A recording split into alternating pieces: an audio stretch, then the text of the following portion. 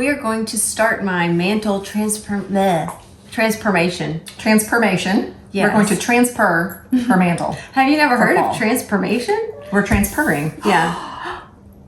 That was right on cue. He's purring right now. He's transferring. Okay. Welcome to Highway 30. I'm Amy. And I'm Sarah, and we're here to help you get creative.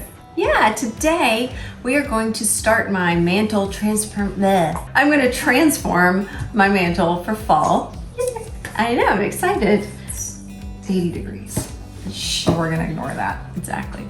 So I was going to make these really cool botanical signs, frames, and you have to get the wood. But stop with all of that, Amy.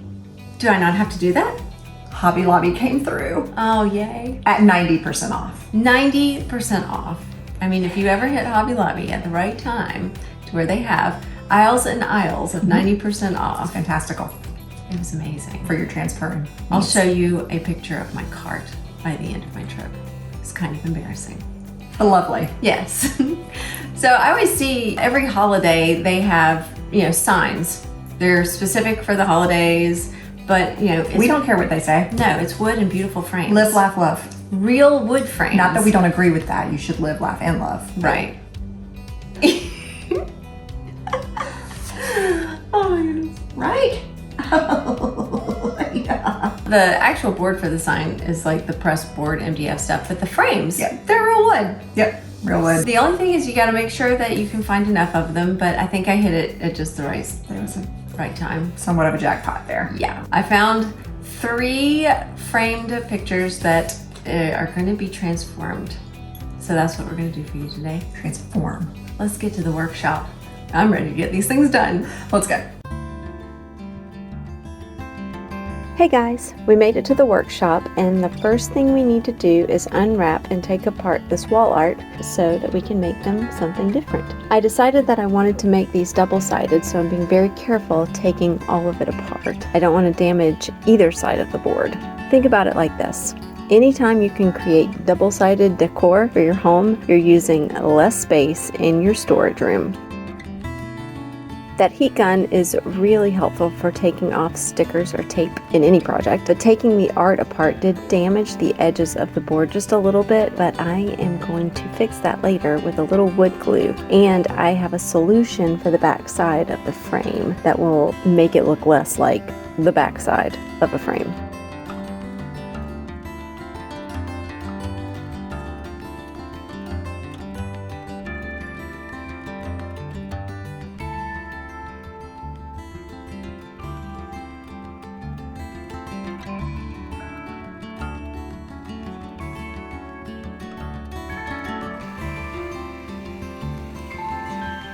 Now these boards did have this extra press board word on them, so I had to peel that off. For some reason, I thought I was going to be able to peel it off in one piece and maybe save it and use it for something else, but no, that did not work out. So I just sanded off this front side enough that when I painted over it, you wouldn't be able to see any of the marks. I didn't worry about getting it completely sanded off, and that turned out great.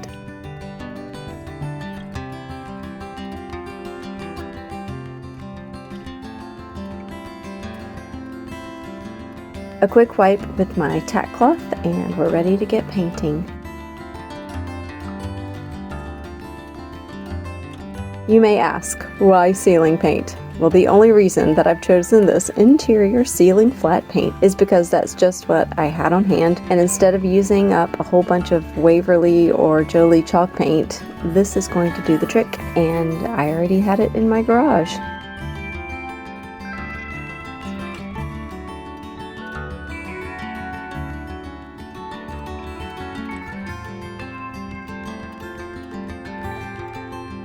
For the other side of this project, I'm going to use the Waverly chalk paint in ink. This is definitely the thickest paint that Waverly makes, and I always thin it down a great deal with water before I start any project.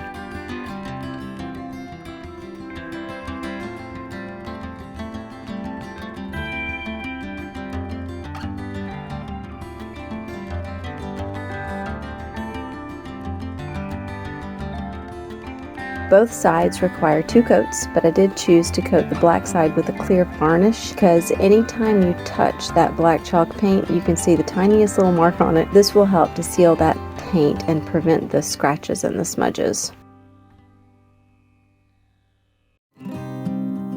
For the frame, I just prepped it with some wood filler in the holes and over those corner staples, and then gave it all a good sanding.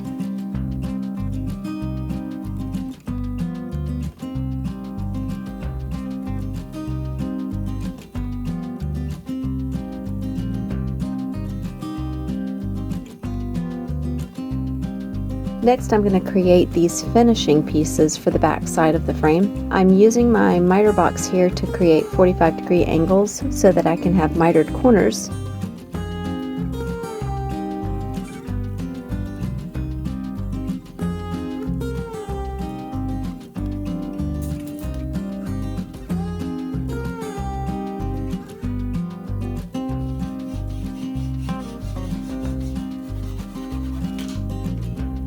To make it easier, I just line up my pieces instead of measuring every piece. Unfortunately, the frames from Hobby Lobby aren't exactly square, so I did have to work on that just a little bit, but it worked out in the end.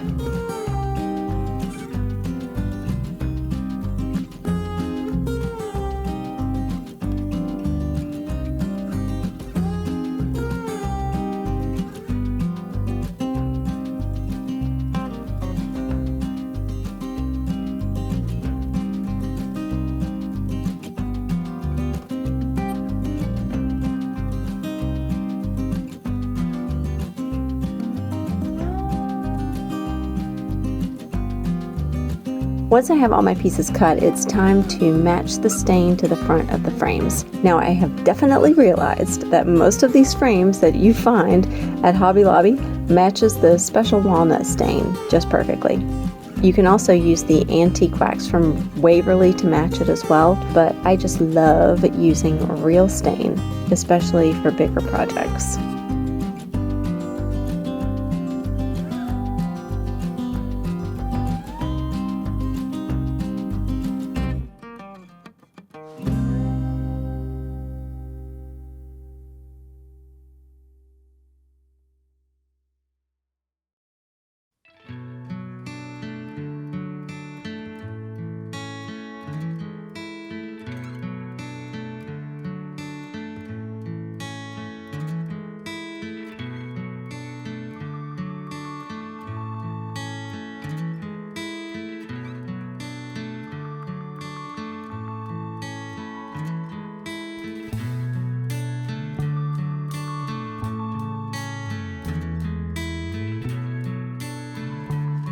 Now with these stencils, you are going to finally be able to see what I'm creating for each side of the frame.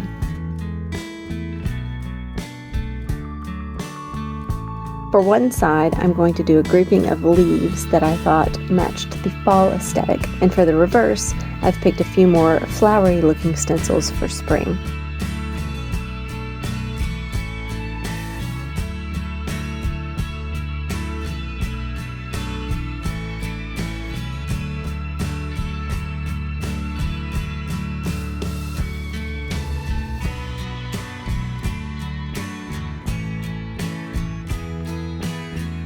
I think my two favorite parts of creating with stencils is the actual weeding process, and then of course the reveal at the end. Peeling away the stencil to see what you've painted is so extremely satisfying.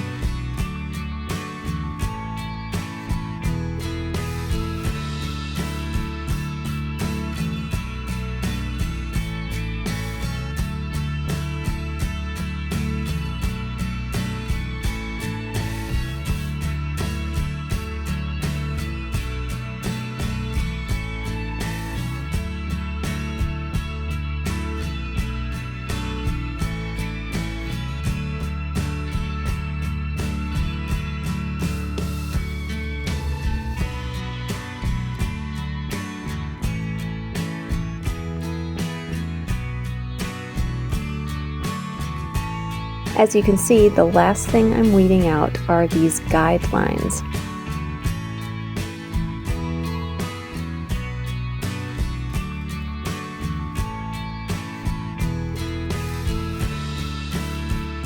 Anytime I make a stencil, especially a very large stencil, I try to make it as easy as possible on myself to center it on my project. I made sure that these flowers were centered on the 12-inch mat that I cut them on, and I gave myself a guide from top to bottom. So then all I have to do is measure center of my board, and then I can match that to the guide I made on the stencil. Just don't forget to cover up those guides with some extra vinyl before you do the painting, or you'll be really upset.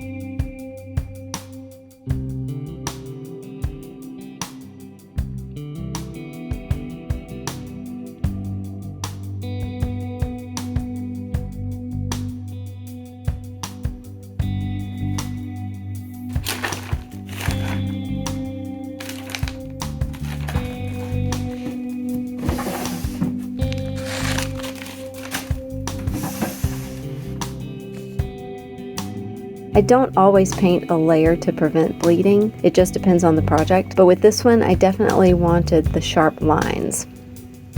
My other issue with this one was that the vinyl on the black paint, probably because I spray painted that matte on top, it really didn't want to stick. And although it was an annoying issue, it wasn't impossible. After I used the ink to seal the edges in, I didn't have an issue with it at all.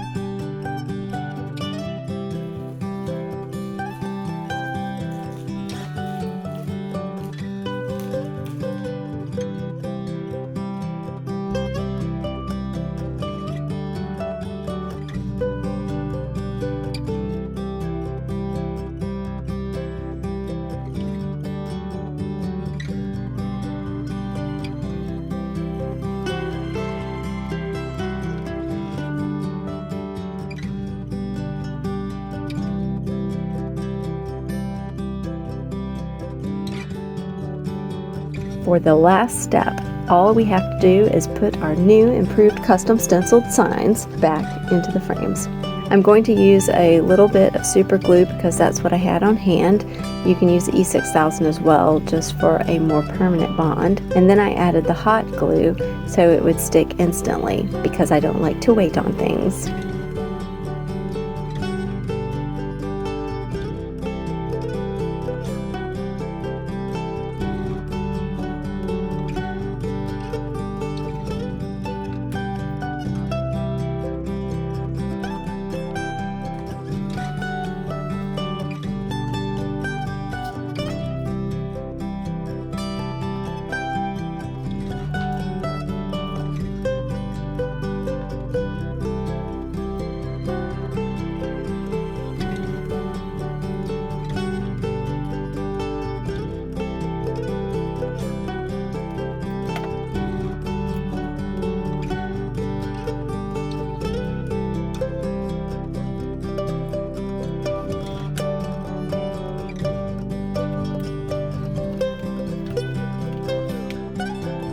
The fall side of the frames got a little messy with the white paint as it flaked off when I peeled away the stencil, and also was victim to some of the hot glue gun strings. All I did was take a piece of tape. You could also use a lint roller just to pick up all those pieces instead of trying to wipe them off and take a chance on them smearing.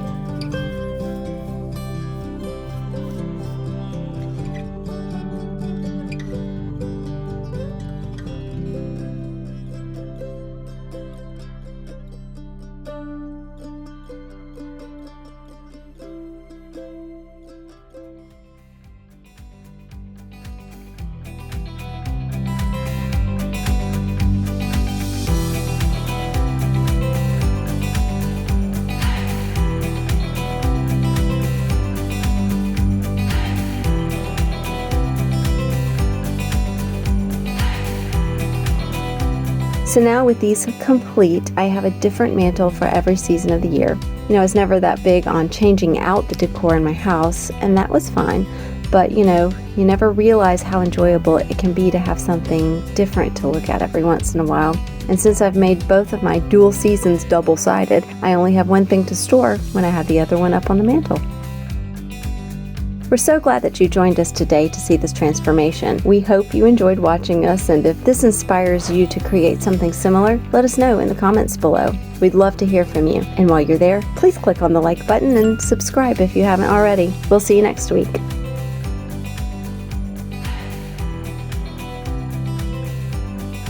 Thanks, Ace. You were so cute. That was a hole in one.